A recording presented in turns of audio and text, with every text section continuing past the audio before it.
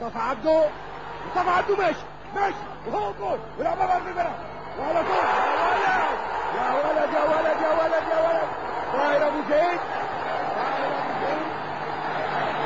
الجول الاول للنادي الاهلي بعد 3 دقائق. ربيع ياسين ماشي. ربيع بقى ارفع هناك. ارفع واترفعت اهي. مصطفى عبده بيقدرها حلو. هيلعبها بخبرته.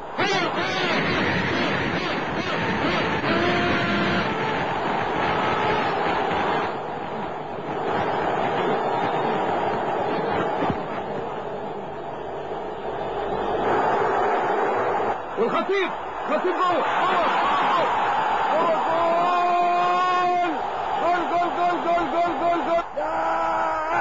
يا لعيب يا لعيب يا لعيب. ايه ده مش معقول الجول ده. يا سلام. والباك الشمال كويسي ابيا بيلعبها برجله الشمال وتعدي وترجع للشوط.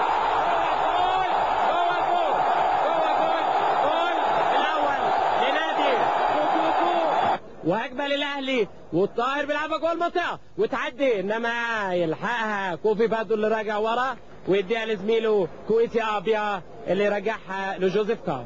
طبعا الماتش سريع ما بيضيعش وقت وينط ماهر همام لربيع ياسين لطاهر ابو زيد لمختار براس مختار وماشي مختار يا لو ماشي للخطيب والخطيب براس وراس واحدتين وهيجيب جول. يا جول التعادل للخطيب. يا سلام.